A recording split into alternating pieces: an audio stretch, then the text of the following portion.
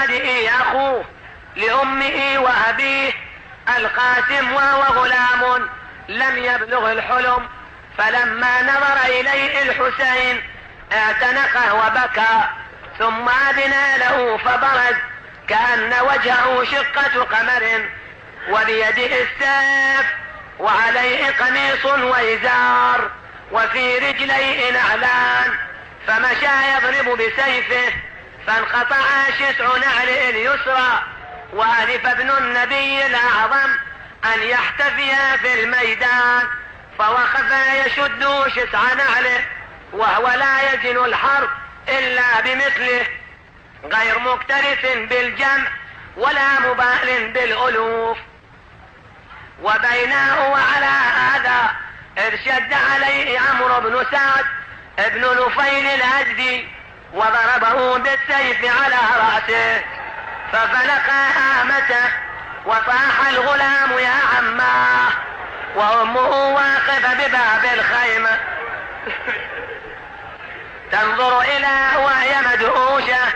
فأتاه الحسين وضرب قاتله، فاتخاها بالساعد، فأطنها من المرفق، وصاح صيحة عظيمة سمعها العسكر، فحملت خيل بن سعد لتستنقذه، فاستقبلته بصدورها ووطئته فمات، وانجلت الغبر، وإذا الحسين قائم على الغلام وهو يبحث برجليه، والحسين يقول بعدا لقوم قتلوه خصمهم يوم القيامة جدك. ثم احتمله ورجلاه يخطان في الأرض، فألقاهما علي الأكبر وقتلى حوله من آل بيته، جابهما الدهزة ما بين أخوته، جابهما الدهزة ما بين أخوته، بشاعدهم يا ويلي وهم موتى، بس ما سمعن النسوان صوتا، اجت عمته تصيح الله اكبر، مبارك بين 70 ألف جابوا عن الحنة بدم الراس حنو، بدال الشمع بين الشعب زفوا، على راسك ملبس نبل ينثر. ولما رأى العباس عليه السلام كثرة القتلى في أهله، قال لإخوته من أمه وأبيه عبد الله وعثمان وجعفر: تقدموا يا بني أمي حتى أراكم نصحتم لله ولرسوله.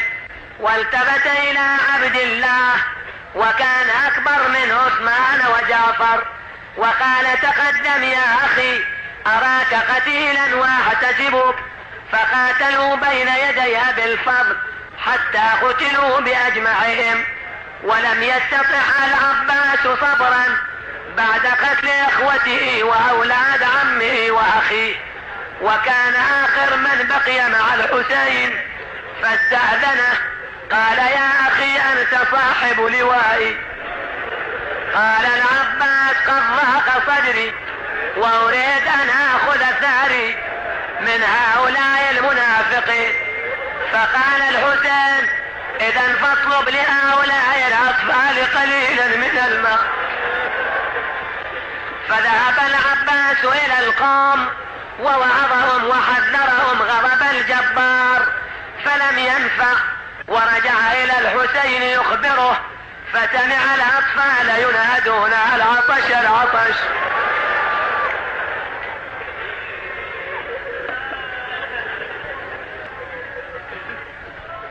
فركب جوادا واخذ القربة وخفض الفرات، فاحاط به 4000 ورموه بالنبال، فلم يعبأ بجمعهم ولا راعته كثرتهم، فكشفهم عن المشرعة ودخل الماء واغترف منه ليشرب، فتذكر عطش الحسين فرمى الماء وقال يا نفس من بعد الحسين أوني، وبعده لا كنت أو تكوني، هذا الحسين وارد المنون وتشربين بارد المعين، شلون أشرب وأخويا حسين عطشان، شلون أشرب وأخويا حسين عطشان، وسكنة والحرم واطفال رضعان، وضن قلب العلي ليلتهب نيران، يا ريت الماي بعده لا حلا ومر، هذا الماي يجري بطون حيات، أبوك قبل كبد حسين هيهات، وظل طفله يا ويل من العطش ما، وظل موت قرب والعمر قصر، ثم ملا القرب وتوجه نحو المخيم، فأخذ عليه الطريق وجعل يضرب فيهم وهو يقول لا أرهب الموت، إذا الموت زقى حتى هو راب المصاليت لقى، إني أنا العباس أغدو بالثقة ولا أهاب الموت يوم الملتقى. فكمن له زيد بن الرقاص من وراء نخلة، وعاونه حكيم بن الطفيل السنبسي فضربه على يمينه، فبرأها واخذ السيف بشماله وقال والله إن قطعتم يميني إني أحامي أبدا عن ديني، فحاموا عن دينكم أيها المسلمون وتمسكوا به فإنه خير دين.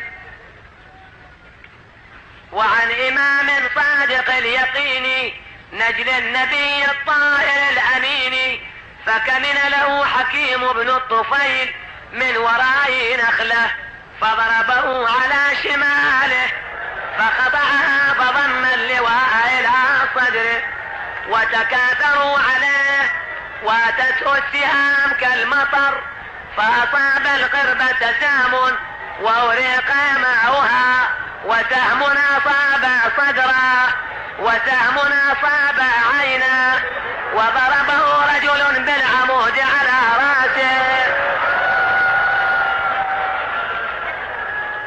ونادى عليك من السلام أبا عبد الله، فأتاه الحسين ورآه مقطوع اليمين واليسار مرتثا بالجراحة، انحنى عليه وبكى بكاء عاليا وقال الآن انكسر ظهري وقلت حيلتي وشمت به عدوي، ثم حمل عليهم يضرب فيهم ويقول إلى أين تفرون وقد فتتم عضدي. فبين إمامنا جالس عند أبي الفضل، وإذا بأبي الفضل انتبه فقال سيدي ما تريد أن تصنع؟ قال أريد حملك إلى المخيم. نادى يا خويا حسين خليني مجاني، يا خويا حسين خليني مجاني، يقول ليش يا زهرة زماني، يا خويا وعدك سكنة تراني بماي ومستحي منها يا وما اقدر.